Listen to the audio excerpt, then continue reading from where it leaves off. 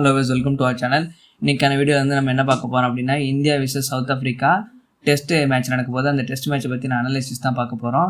இந்த வீடியோவில் வந்து நம்ம அவங்களோட ஸ்குவாட் அண்டு மொத்தமாக வந்து ஃபஸ்ட் மேட்சோட ப்ரிவியூவும் சேர்த்து பார்க்க போகிறோம். ஃபஸ்ட்டு வழக்கம் போல் நம்ம எப்பயும் போல் ஃபிக்ஸர்ஸ்லேருந்து ஆரம்பிச்சிடலாம். இதுதான் வந்து ஃபிக்ஸர்ஸு. ஃபஸ்ட்டு மேட்ச் வந்து November 14 ஈடன் கார்டன்ஸ் கொல்கத்தாவில் நடக்குது. இந்த சீரீஸ் வந்து இந்தியாவில் நடக்குது. சவுத் ஆஃப்ரிக்கா இங்கே வராங்க. இது வந்து ஈடன் கார்டன்ஸில் 9:30 காலைல நடக்குது. அடுத்த செகண்ட் மேட்ச் வந்து 22 November கவுஹாத்தியில் நடக்குது. கவுஹாத்தியில் வந்து அவ்வளோவா நமக்கு டெஸ்ட் மேட்ச் எதுவும் நடந்தது கிடையாது. அது ஒரு புது வென்யூ தான் நமக்கு டெஸ்ட் மேட்ச்சுக்கு. இப்போது அடுத்ததாக வந்து ரெண்டு டீமோட ஸ்குவாடையும் வந்து பார்த்தலாம். இதுதான் வந்து ஓவரால் ஸ்குவாடு. இந்த ஸ்குவாட்லேயே நிறைய கான்ட்ரவர்சிலாம் இருக்குது. ஏன் வந்து முகமது ஷமி வந்து இன்னும் பிக் பண்ணலை அப்படின்னு சொல்லி கேட்குறாங்க. அதுக்கப்புறமா வந்து ஹர்ஷித் ராணாவை ட்ராப் பண்ணிட்டாங்க. வேறு வந்து அவ்வளோதான். இவங்க ரெண்டு பேரோட இன்க்ளூஷன் தான் வந்து பெருசாக இருந்தது. ஆனால் வந்து அதுலேயும் வந்து அவங்க கிளியர் கட்டாக சொல்லிட்டாங்க, முகமது ஷமி இன்னும் வந்து ஃபுல்லாக ஃபிட் ஆகலை. அதுக்கப்புறமா ஹர்ஷித் ராணாவுக்கு வந்து இப்போதைக்கு டீமில் இடம் கிடையாது, டெஸ்ட் டீமில் அவர் வந்து ரெஸ்ட் பண்ணுறோம் அப்படின்ற மாதிரி சொல்லியிருக்காங்க.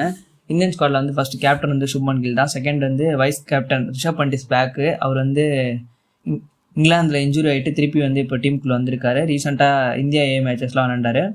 அடுத்து எஸ்எஸ்வி ஜெய்ஸ்வால் வந்துட்டார். எஸ்எஸ்வி ஜெய்ஸ்வால், KL ராகுல் அவங்க ரெண்டு பேர் ரிட்டனு. அதுக்கப்புறம் சாய் சுதர்ஷன் அண்ட் டேவிட் படிக்கல். இப்போதைக்கு சாய் சுதர்ஷன் தான் நம்பர் 3 வந்து அவங்க கன்சிடர் பண்ணுறாங்க. டேவிட் படிக்கல் வந்து மிடில் ஆர்டருக்காக வச்சுருக்காங்க. த்ரூவ் ஜெரல் வந்து ரிஷப் பண்ட்டுக்கு பேக்கப் கீப்பரு. இப்போது எப்படின்னா இங்கிலாந்தில் எப்படி திடீர்னு அவருக்கு இன்ஜுரி ஆனப்போ வந்து த்ரூவ் ஜெரல் உள்ள வந்துடும், அந்த மாதிரி வந்து பேக்கப்புக்காக த்ரூவ் ஜெரல் வச்சுருக்காங்க. அண்ட் ரவீந்திர ஜடேஜா இல்லாமல் டெஸ்ட் மேட்ச் இப்போதைக்கு இல்லை. அவர் வந்து இந்தியானா கண்டிப்பாக அவர் விளையாடுவார். அவரும் அஸ்வினும் தான் பெரிய இம்பாக்டாக இருப்பாங்க. இந்த தடவை அஸ்வின் இல்லாமல் இந்தியாவில் வந்து மேட்ச் விளையாட போகிறார் ரவீந்திர ஜடேஜா.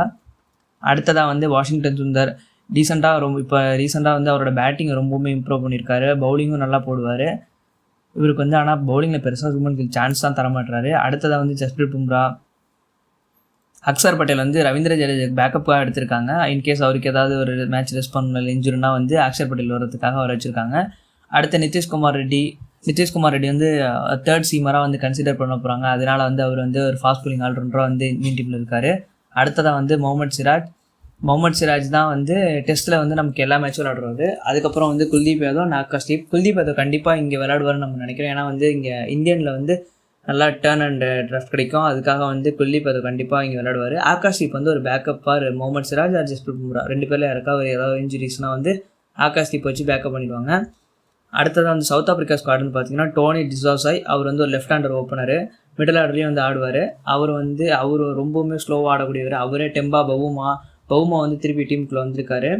அடுத்த வந்து ஏடன் மார்க்ரம் வந்து அவங்களுக்கு ஓப்பனிங்கில் சூப்பராகவே ஆடிட்டு இருக்காரு. ஹம்சா வந்து ஒரு பேட்டரு, மிடில் ஆர்டர் பேட்டர். அவர் வந்து இப்போதைக்கு வந்து ஓப்பனிங் விளையாடுவார், மிடில் ஆர்டர் விளையாடுவார். அவரை வந்து அவங்க வந்து ஒரு சப்ஸ்டியூட் பிளேயராக வச்சுருக்காங்க. அடுத்த டெவால் ப்ரூவிஸ் வந்து எதுக்கு அவங்க வந்து டெஸ்ட் டீமுக்குள்ளே கொண்டு வந்தாங்கன்னு தெரியல. ஆனால் வந்து அவர் இன்னும் பெருசாக எதுவும் இம்பாக்ட் க்ரியேட் பண்ணல. பார்ப்போம் இந்த சீரியஸாக க்ரியேட் பண்ணுறாருன்னு.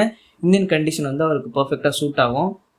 அடுத்ததாக வந்து செனுரன் முத்துசாமி வந்து ஒரு லெஃப்ட் ஆர்ம் ஸ்பின்னரு. ஆல்ரெடி இந்தியாவில் விளையாண்ட எக்ஸ்பீரியன்ஸ் அவருக்கு இருக்குது. நல்லாவே வந்து பவுலிங் போடுவார், டீசெண்டாக பேட்டிங்கும் ஆடுவார்.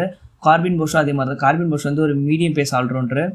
நல்லா ஃபாஸ்டஸ்ட்டாக ஒரு 130+ பவுலிங் 135+ பவுலிங் கூட போடுவார். அதுக்கப்புறம் வந்து டீசெண்டாக பேட்டிங் ஆடுவார். அடுத்ததாக வந்து மார்க்கோ யான்சன் அதே மாதிரி தான். நல்லா டால் பவுலரு. நல்லா ஒரு எக்ஸ்ட்ரா பவுன்ஸ் கிடைக்கும் அவருக்கு. நல்லா ரொம்பவுமே ஒரு 60-70 ரன்ஸ் அடிக்கக்கூடிய அளவுக்கு ஒரு நல்ல ஒரு ஆல்ரவுண்டரு. வியான் முல்டரும் அப்படி தான். வியான் முல்டர் வந்து சவுத் ஆஃப்ரிக்காவை லீட் பண்ணியிருக்காரு. அது இல்லாமல் ஒரு 300 ரன் அடிச்சிருக்காரு. நல்லா ஒரு டீசெண்டாக பவுலிங்கும் பண்ணுவார். அவர் ஒரு பேட்டிங் ஆல்ரவுண்டரு.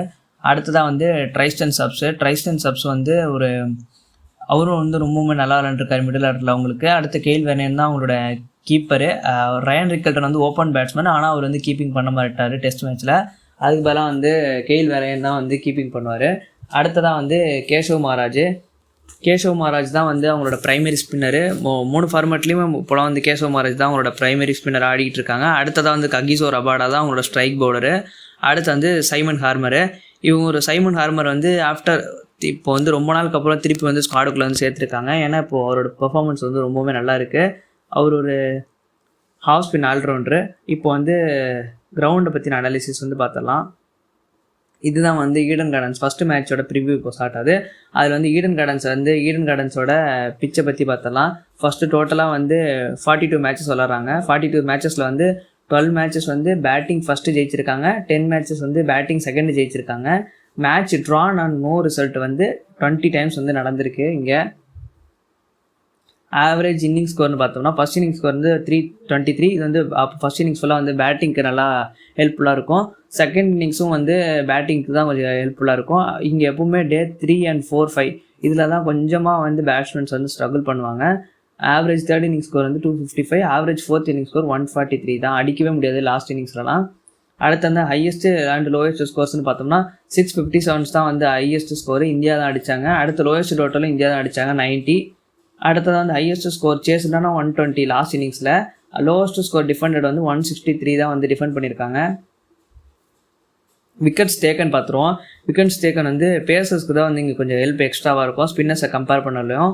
ஸோ பேசர்ஸ்னு பார்த்தீங்கன்னா 55.26 வச்சுருக்காங்க ஸ்ட்ரைக் ரேட்டு. அடுத்தது வந்து ஸ்பின்னர்ஸ் வந்து 44% தான் விக்கெட்ஸ் எடுத்திருக்காங்க. இந்த பிச் பிஹேவியர் எப்படி இருக்கும் அப்படின்னு சொல்கிறோம்னா, ஃபஸ்ட்டு 2 நாளைக்கு வந்து நார்மலாக பேட்டிங் ஹெல்ப்ஃபுல்லாக இருக்கும், பேசர்ஸ்க்கு வந்து லிட்டில் பிட்டாக ஹெல்ப் கிடைக்கும். டே 3 ஸ்பின்னர்ஸ் கொஞ்சம் கொஞ்சமாக கேமுக்குள்ளே வருவாங்க. டே 4 and 5 வந்து கம்ப்ளீட்டாக வந்து ஸ்பின்னர்ஸ்க்காகவே இந்த பிச் வந்து ஹெல்ப்ஃபுல்லாக இருக்கும். இப்போது 2 டீமோட ப்ராபபிள் பிளேயிங் லெவன் பார்த்துடலாம்.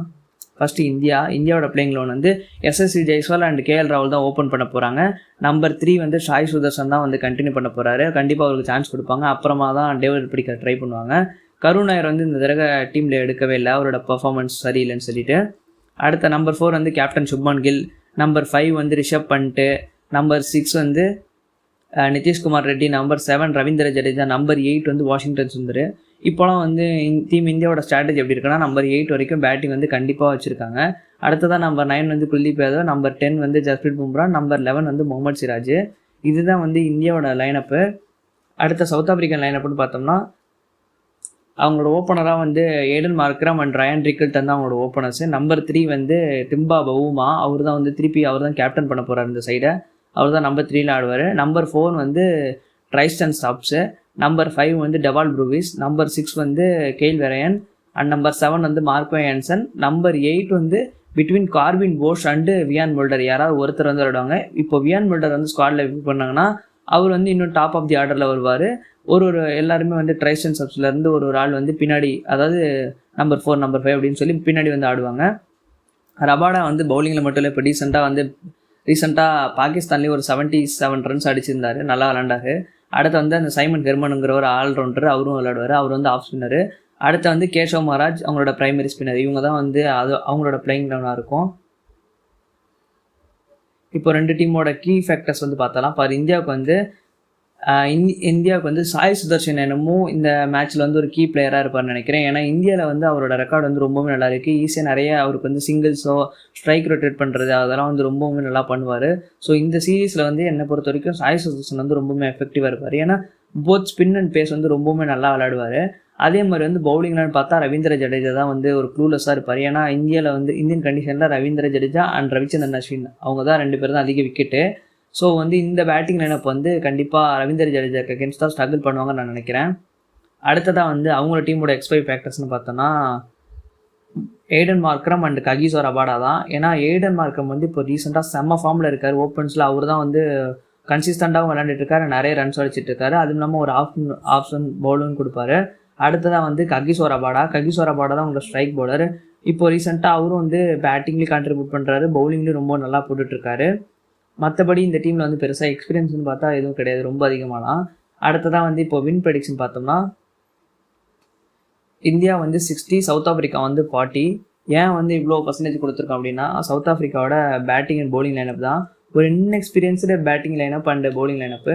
Aiden Markram and Temba Bavuma தான் அங்கே இருக்கிறதே ஒரு நல்ல பிளேயர்ஸு. மற்ற யாருன்னு பார்த்தீங்கன்னா ட்ரைஸ்டன் சப்ஸ் அவ்வளோவா எக்ஸ்பீரியன்ஸ் கிடையாது, டெவால் ப்ரூவிஸ் இன்னும் பெருசாக வரலை. அடுத்ததான் வந்து ரயன் ரிக்கில்டனுக்கும் பெருசாக எக்ஸ்பீரியன்ஸ் கிடையாது. இந்தியாவில் வந்து எப்படி ஆடணும்னு இவங்களுக்குலாம் தெரியாது.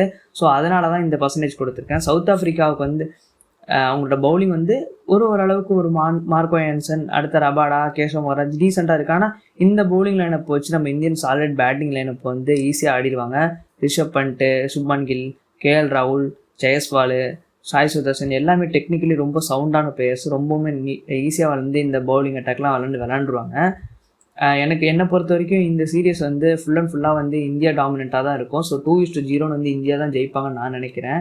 சவுத் ஆஃப்ரிக்கா வந்து ஒரு மேட்ச் கூட ஜெயிக்க மாட்டாங்கன்னு எனக்கு தோணுது. பார்ப்போம் என்ன நடக்குது. அவ்வளோதான் ஃப்ரெண்ட்ஸ், பாய்.